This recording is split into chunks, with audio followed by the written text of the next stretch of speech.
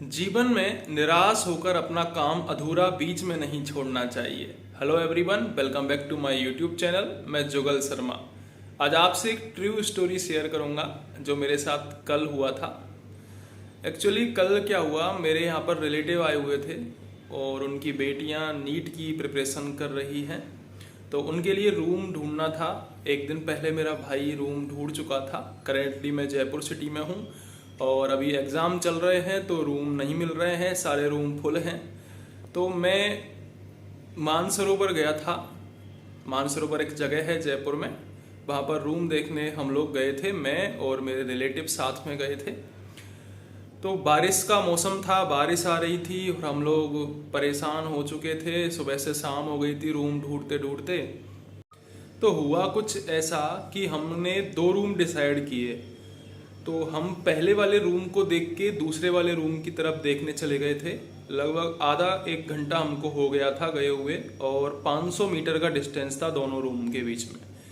तो अचानक से जो मेरे मेल रिलेटिव हैं, उन्होंने फीमेल जो लेडीज रिलेटिव थी उनकी ओर देखा तो उनके कान की जो झुमकी होती है ना, सोने की झुमकी थी, वो कहीं गिर गई थी। केवल हुक बचा था उसमें।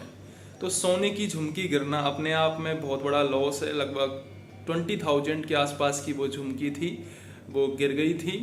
तो उनका चेहरा थोड़ा सा मतलब उदास तो होते ही हैं कि अचानक से फिर वो लोग तो जो फीमेल रिलेटिव हैं वो दूसरे वाले रूम में, मतलब दूसरे वाला जो मकान देखा था वहाँ ढूंढने चले गए थे।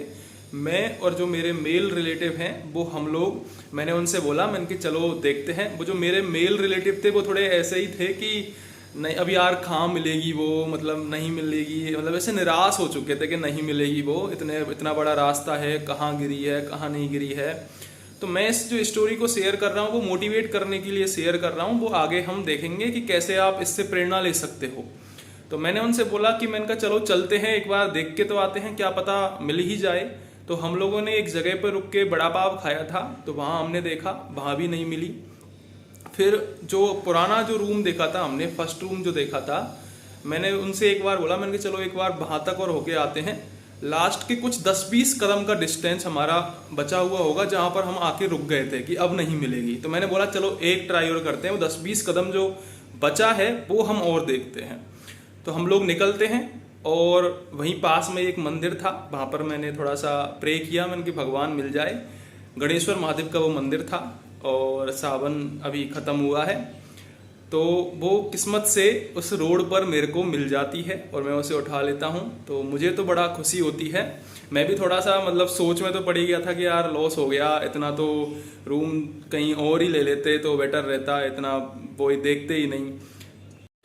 फिर हम लोग उस मंदिर में गए, वहाँ पर थोड़ी देर बैठे, थोड़ी देर बातें करने लगे। तो मैं उनसे, मेरे रिलेटिव से एक बात कह रहा था कि यही जो फॉर्मूला है ना, ये हमें जीवन में भी अपनाना चाहिए कि हम स्टार्ट तो बड़े जोश से करते हैं किसी काम को कि नहीं अब तो मुझे सिलेक्शन करना ही है, अब मुझे इतना पढ़ना है, और हम एंड तक जाते जाते थोड़े वीक होते जाते हैं। जैसे कि हम अगर वो 10-20 कदम जो लास्ट के हैं, अगर हम वो नहीं चलते, अगर मैं उन्हें नहीं कहता कि हमें ढूंढना है, तो शायद वो झुमकी नहीं मिलती। ऐसे ही हमें जीवन में निराश नहीं होना चाहिए। अगर आपको 2-3 बार में सफलता नहीं मिली है, आप अगर सच्चे मन से, सच्ची लगन से अगर आप मेहनत कर रहे हो ना, तो कोई ना कोई चीज आप जरूर अचीव कर लोगे। ठीक है। और सबसे ज्यादा जो मेहनत लगती है वो स्टार्ट करने में नहीं लगती, स्टार्ट तो हो जाता है जोश में।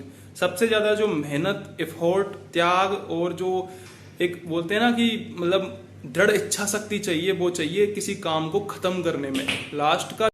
क्योंकि लास्ट का जो टाइम होता है ना, वो आपके लिए डिसाइडिंग फैक्टर होता है। आप उसमें सबसे आगे निकल सकते हो। अगर आपने देखा होगा रेस का जो घोड़ा होता है, उसका जो एंड का टाइम होता है ना, वो बहुत क्रिटिकल होता है। अगर उसमें आपने रेस मेंस की भी देखी होगी, आपने 400 मीटर की रेस देखी होगी, उसमें जो एंड में नहीं थकता है ना, वही बॉर्डर को क्रॉस करता है। तो इसी प्रकार हमें जीवन में इस रूल को अपनाना चाहिए कि हमें निराश नहीं होना चाहिए। अगर हमने अपने 90% एफर्ट डाले हैं तो हमें उन 10% में ज़्यादा से ज़्यादा एफर्ट देना चाहिए, एंड में ज़्यादा मेहनत करनी चाहिए। Thank you.